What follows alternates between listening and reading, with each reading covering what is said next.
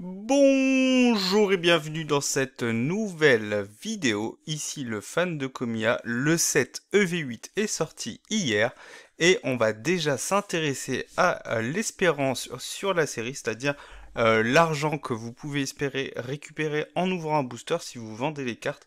Je me base encore une fois sur les prix qui sont pratiqués donc sur Card Market. Je suis allé regarder ce matin et donc du coup on suivra l'évolution au cours des semaines à venir pour voir si cette espérance elle va beaucoup diminuer ou pas, parce qu'a priori il y a peu de chances qu'elle augmente, puisqu'en général les prix baissent une fois que la série est sortie, et donc du coup on va regarder ça tout de suite. Mais avant de commencer, je vous encourage à vous abonner pour suivre l'actualité de la chaîne et à mettre un petit pouce sur cette vidéo. Si vous ne l'avez pas encore vue, je vous invite à aller voir l'ouverture que j'ai fait hier, et on a sorti une carte tout à fait exceptionnelle, mais en fait tout simplement on a sorti la meilleure carte en termes de prix et en termes de prestige évidemment. Alors on va commencer avec du coup les ex, et avant de commencer encore une fois je me base sur le travail de Danny Phantom. Je vous mettrai le lien de la chaîne et de la vidéo en question en description. Donc je rappelle le principe, il complète le master set à chaque sortie de set, et là cette fois-ci donc il y a une carte qui lui a vraiment posé problème, si je me trompe pas c'était le Latias et une carte gold, les deux dernières cartes qu'il a fait tomber. Le Latias SAR évidemment, Latias sous ses autres versions il n'a pas eu trop de mal à les trouver, et donc du coup il lui a fallu 2232 boosters, ce qui correspond à une trentaine, je crois. On va regarder tout de suite. Si on divise par 36, ça fait, c'est ça, 62 displays, donc à peu près une soixantaine de displays. Évidemment, c'est des prix hallucinants, évidemment, pour le commun des mortels. C'est une personne qui a une boutique, donc entre guillemets, il a les moyens, ça lui fait de la publicité, évidemment. Donc, je ne vous incite pas à ouvrir 62 displays, mais évidemment, ce sont des statistiques, c'est-à-dire que pour beaucoup moins, peut-être, vous allez réussir à avoir le Master Set, mais aussi peut-être pour beaucoup plus. C'est aussi ça le problème. Donc sur les ex, donc du coup au total il en a eu 382, vous avez le détail ici, je vous laisse regarder si ça vous intéresse. Il rappelle dans la vidéo ce que je vous ai dit la dernière fois, c'est-à-dire qu'on part du principe que toutes les cartes sont imprimées avec une répartition égale, et que les différences se font au niveau des raretés et pas au niveau des cartes. Évidemment là ici ça ne se vérifie pas, mais encore une fois l'échantillon n'est pas assez grand, 2232 c'est beaucoup mais c'est pas assez.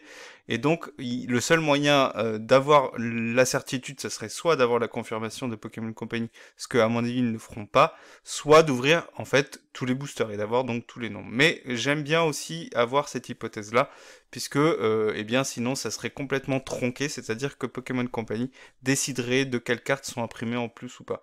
Et vous voyez par exemple que du coup le Fermid c'est pas la carte qu'elle a eu le plus, alors qu'on pourrait partir du principe que comme c'est une carte, c'est une des cartes les plus nazes, hein, vous voyez au niveau du prix ça se reflète, eh bien ça serait la carte qui serait le plus imprimée, puisque, mais en fait non. Donc bref. Du coup, ce qui va être intéressant ici, c'est que au niveau du taux de drop au niveau des X, on est à peu près à la même chose qu'avant, donc une fois tous les 6 boosters à peu près. Pour obtenir l'ensemble des X actuellement, il vous faut un peu plus de 31 €, et ça fait du coup 30 centimes au niveau des ouvertures, c'est pas énorme, et le tout est porté par le Pikachu qui est la carte la plus chère pour le prestige du Pikachu, mais aussi entre guillemets pour sa jouabilité, parce que c'est une carte qui risque d'être jouée. Le talent de Pikachu correspond à une ceinture force, c'est-à-dire que si vous avez tous les PV, eh bien Pikachu tank une attaque qui le mettrait KO normalement. Les Ace, je l'ai fait, mais ça pèse pour seulement 10 centimes, hein, 14 centimes, et on est à une Ace tous les 20 boosters, donc c'est des choses qu'on avait déjà avant. Ce qui va être intéressant sur V8, c'est le fait qu'il y ait plus de Ace, de cartes Ace, donc vous allez moins souvent répéter les mêmes cartes si vous ouvrez beaucoup, ce qui peut être intéressant si vous cherchez à compléter le Master Set notamment. Et il y a quand même quelques cartes qui semblent être un peu plus intéressantes que sur les séries précédentes. Il y a des cartes à 4 € au niveau des Ace. C'est pas énorme, mais c'est déjà mieux que ce qu'on avait sur EV7. Alors j'ai plus les chiffres en tête, mais l'espérance, au bout d'un moment, je l'avais même plus prise en compte sur EV7 parce qu'elle était très négligeable. Le chat qui miaule, super, merci. Au niveau des FA, on est à peu près à une tous les 15 boosters, donc là c'est similaire à ce qu'on avait avant. Et j'étais assez surpris quand je suis allé relever les prix des full art, parce qu'en général les full art c'est des cartes qui valent rarement plus de 10 euros, ou alors sur certains Pokémon, notamment par exemple, je me souviens du Ectoplasma sur Force Temporelle, qui a plus d'une dizaine d'euros, qui est assez cher, hein. Même en japonais je l'ai eu pour 12 euros et c'est la cote. Et là ici, il y a évidemment le Pikachu qui tient encore une fois, il porte sur ses épaules le set, hein. Vous allez voir, ça va se confirmer tout au long de ce qu'on va regarder ensemble.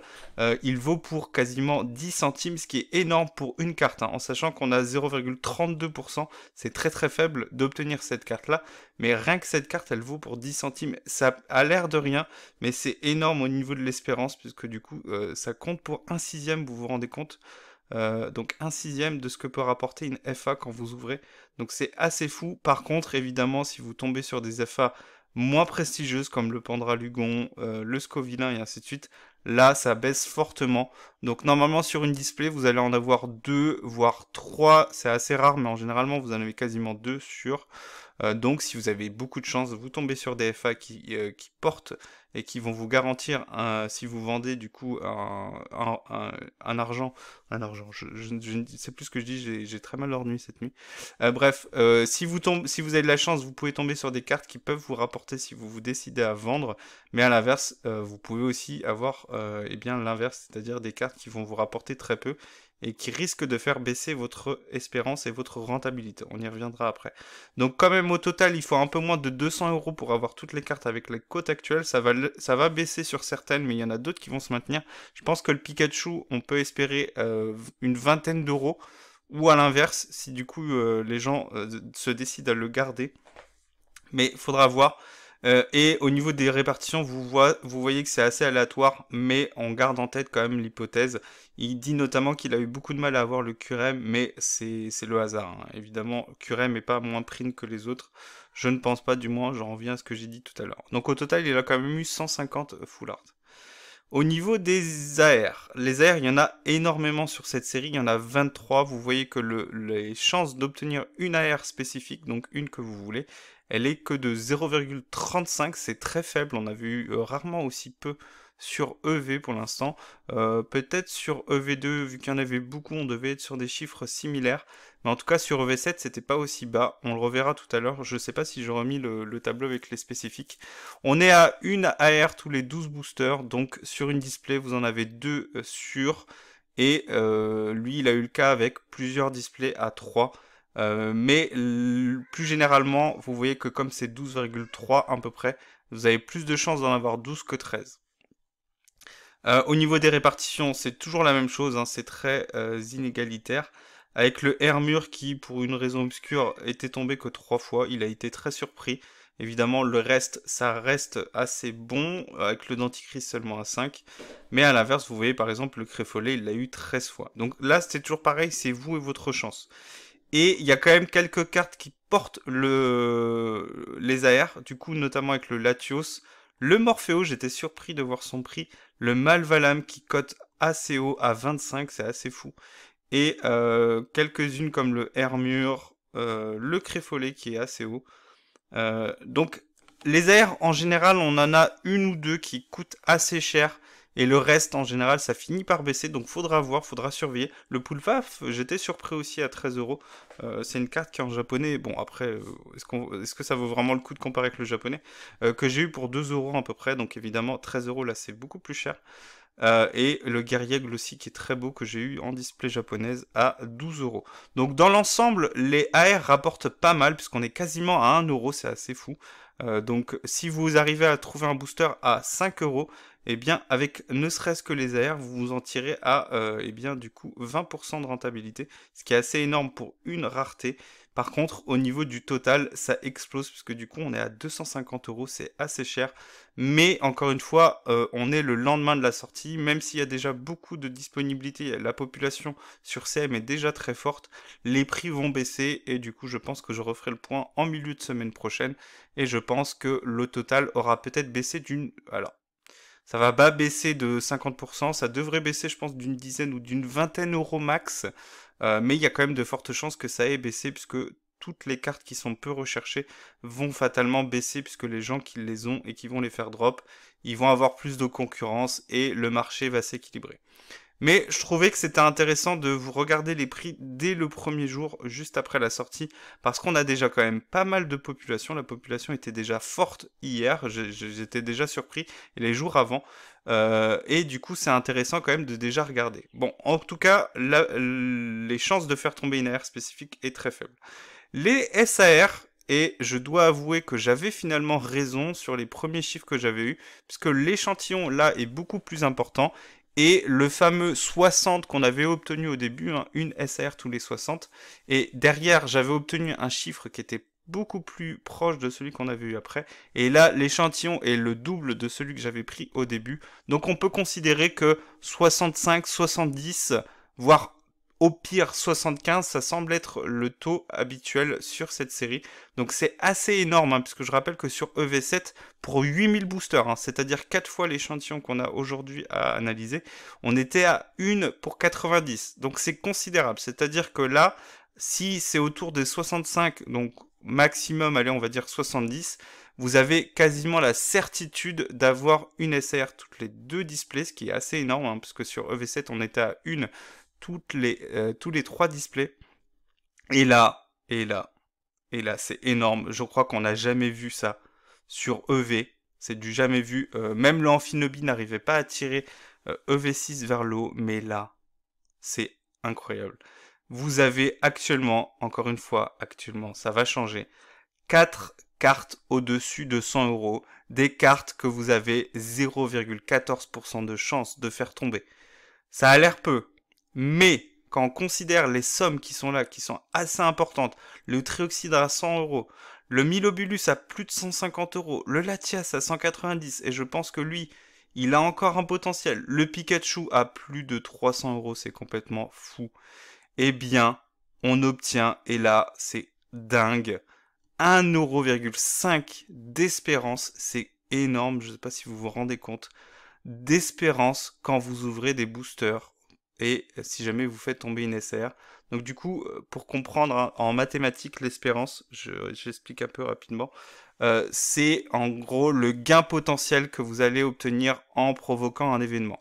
Ici, l'événement, c'est obtenir une SR, donc vous avez 1,52% de chance de réaliser cet événement. En mathématiques, un événement, c'est quelque chose qu'on veut obtenir. Et l'événement a une chance qui lui est attribuée. Donc là, on est autour des 1,5%, ce qui est quand même assez fort. Euh, une fois qu'on considère du coup la chance d'obtenir une AR spécifique, puisqu'ici on considère la somme totale, sinon on a l'espérance détaillée pour chacune, je vous laisse regarder, et bien du coup, quand vous ouvrez un booster, à condition que vous obtenez une SR, vous avez entre guillemets 1,57€ potentiel de retour. C'est énorme. Et la somme pour obtenir toutes les SAR, ceux qui veulent faire les Master Sets, il va falloir commencer à mettre de côté. C'est énorme la somme qu'il faut avoir. C'est complètement fou. Je ferai le top 10 des cartes les plus chères. Alors évidemment maintenant on peut pas avoir les prix à la sortie du coup parce qu'il aurait fallu regarder. Mais ça va baisser peut-être. Ça va baisser mais je pense qu'on passera difficilement sous les 800 euros. Donc ça restera assez élevé. Et enfin, les gold, c'est un peu plus compliqué parce que le taux de drop est, même s'il est meilleur que sur EV7, on est à 1 sur 139. Le pourcentage d'une spécifique, il est plus faible que, c'est ça, il est plus faible que pour les SR, de pas beaucoup. Et ça pèse pour peu, puisque les cartes valent peu, à part le Pikachu qui est à 60 euros, mais je pense que c'est amené à baisser, puisque les gold marchent peu sur EV, c'est une certitude. Et même 60 euros pour un Pikachu, je trouve que c'est très faible quand on considère la popularité du Pokémon vis-à-vis de la popularité des gold. Mais bon, ça sera à surveiller, et donc vous en avez pour 160 euros, il n'y en a que 6. Et du coup, là par contre c'est beaucoup plus dur, parce qu'on est à une tous les 3, voire 4 displays. Alors, il a quand même eu des displays avec Gold et SR, c'est pas impossible.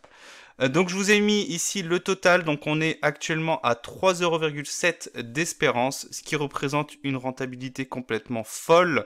Alors, je me suis basé sur une display à 190 euros parce que c'est dur d'avoir quelque chose en ce moment sur EV8. Hein, ça a été pris d'assaut. Donc, le booster à 5,28, je pense que vous pouvez avoir mieux si vous l'avez acheté avant ou si vous trouvez des meilleurs deals. Donc, du coup, vous augmentez la rentabilité. Et au mieux, c'est-à-dire au tout début, c'était 5 jours après la sortie de EV7, on était qu'à 50%, donc vous imaginez la différence. On a été coupé, désolé, le logiciel cap à 15 minutes maximum. Donc j'en étais là, je reprends où j'en étais, donc du coup 70% de rentabilité, ça veut dire que quand vous ouvrez un booster, vous avez 70% de chance de tomber sur une carte qui vous rembourse à hauteur de 70%, donc quelque chose comme 3 euros et quelques. C'est assez énorme comparé aux 50% qu'on avait sur EV7. Et ça, c'est dû assez clairement aux SAR, vous voyez, qui valent pour 1,57€. C'est énorme quand on regarde. Au mieux qu'on avait sur EV7, c'était les quasi 1€ sur les AR. On a la même chose sur EV8. Donc on est sur une valeur similaire. Et vous voyez que sur le reste, eh bien, on est au même, hein. C'est quasiment pareil. Les FA, c'est ce que je vous disais tout à l'heure, c'est un peu plus cher sur EV8. Elles se portent un peu mieux. Mais vous voyez, même les Gold, hein, il n'y a pas de différence, hein, c'est la même chose. Et ce qui avait pêché sur EV7, c'était le prix qui avait fini par baisser sur quasiment toutes les raretés. Voilà, ça avait baissé. Alors, ça s'était pas non plus cassé la figure. Je suis pas allé regarder récemment, parce que du coup, j'avais arrêté 15 jours après la sortie. Mais on était quand même passé sous les 50%. Alors, est-ce que ça veut dire qu'on va rester autour des 70%? Je ne pense pas. Je pense qu'on va baisser. Je tablerai sur quelque chose comme 60% en valeur, on va dire, minimum d'ici une quinzaine de jours. Et une fois que le marché se sera régulé et que les gens vont se tourner vers les autres séries, 8.5, je pense que ça risque de se rapprocher des 50%. Alors, est-ce que ça veut dire qu'il faut se précipiter et ouvrir? Encore une fois, non, c'est toujours pareil, c'est-à-dire que c'est pas parce que les chiffres nous disent ça que vous, dans votre ouverture, ça va marcher. C'est vous et votre chance, c'est toujours la même chose. On est conditionné au fait de trouver les boosters pas chers. Or, sur internet en ce moment, c'est un peu compliqué. En magasin, comme je l'ai dit, ça reste acceptable, hein. Je vais aller faire un tour tout à l'heure. Je pense que dans les magasins, c'est pas la cohue, les gens se bousculent pas. C'est pas non plus 151. C'est pas le Covid avec la hype. Je pense qu'on n'en est pas encore là. 8.5. Du coup, si vous arrivez à trouver des boosters à 5€, ça peut valoir le coup de se faire une petite ouverture, sans exagérer, faut pas abuser, attention. Ne me faites pas dire ce que j'ai pas dit, hein. Je suis pas en train de vous dire que c'est la série la plus intéressante à ouvrir. C'est une série cool à ouvrir, c'est une série fun à ouvrir avec de belles cartes, avec une rentabilité pour l'instant qui reste correcte. Mais encore une fois, faut partir du principe de 1 que vous allez vendre votre carte, or c'est pas toujours le cas, et de 2 que votre carte elle part bien au prix auquel vous l'avez eu, enfin au prix auquel vous l'avez fixé en vous basant sur les prix actuels. Donc ça fait quand même beaucoup de conditions. Il faut trouver des boosters pas trop chers, or c'est compliqué. Et une fois que vous commencez à ouvrir, il faut avoir de la chance. C'est pas toujours le cas, faites attention. Donc que ce soit une display ou un autre item, c'est pas garanti. Donc je préfère vous prévenir. C'est pas parce que les chiffres sont bons, c'est un échantillon considérable. Je pense pas que mes viewers, je pense pas que vous ouvriez plus de 2000 boosters. C'est pas mon cas non plus, hein. Je pense que sur cette série, même si elle est intéressante, je vais me limiter à maximum 20. Sur 20 boosters, j'ai eu de la chance. Évidemment, moi, il y a peu de chances que je ne sois pas rentable. Vu ce que j'ai fait tomber, je vous invite à aller voir la dernière vidéo. Mais attention, si j'avais pas eu cette carte, je serais en perte sèche. Puisque sur le reste, j'ai eu que dalle. J'ai eu que dalle. Et là, je vais ouvrir une ETB et j'aurai peut-être pas grand chose. Peut-être une AFA, une AR, grand max.